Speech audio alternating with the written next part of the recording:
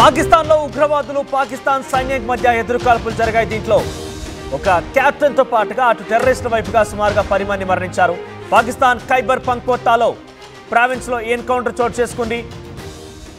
నిషేధిత ఉగ్రవాద సంస్థ చెందిన 10 మంది ఉగ్రవాదులు హతం చేశారు పాకిస్తాన్ ఆర్మీ. ఈ కాల్పుల్లో పాక్ ఆర్మీ కెప్టెన్ హుస్సేన్ అఖ్తర్ మృతి చెందారు.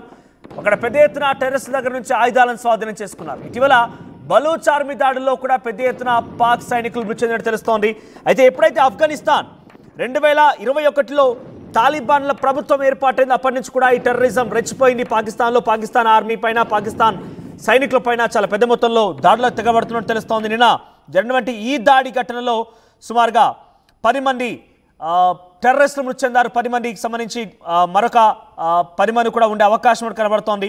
Inter services public relation ISPR చెప్పినటువంటి వివరాల ప్రకారంగా ఖైబర్ పంక్తువా డేరా ఇస్మాయిల్ ఖాన్ డిస్టిక్లో పాకిస్తాన్ ఆర్మీ కెప్టెన్ మరణించినట్టు తెలుస్తోంది. ఈ యొక్క ఎదురు కాల్పులో పాకిస్తాన్ ఆర్మీ కెప్టెన్తో పాటుగా అటు టెర్రరిస్టుల వైపు నుంచి 10 మంది మృతి చెందినట్టు తెలుస్తోంది. అయితే పాకిస్తాన్లో ఎప్పుడైతే ఆఫ్ఘనిస్తాన్లో తాలిబాన్స్ ప్రభుత్వం ఏర్పాటింది, అప్పటి నుంచి కూడా ఈ టెర్రరిజం రెచ్చిపోయింది.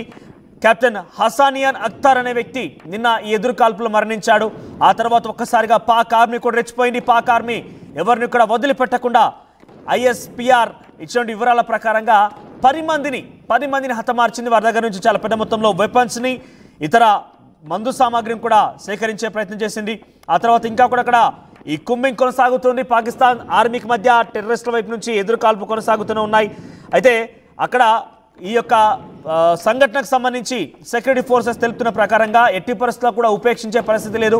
ఇంకా 10ల సంఖ్యలో అక్కడ టెర్రరిజం సంబంధించిన వ్యక్తులు ఉన్నారు. వారందరూ కూడా హతమారుస్తామని చెప్తున్నారు. ఇక్కడ మనకు ఆర్టీవీ స్క్రీన్ పైన కనబడుతున్న వ్యక్తే హసానియన్ అఖ్తర్, పాకిస్తాన్ ఆర్మీ కెప్టెన్ ఆయన.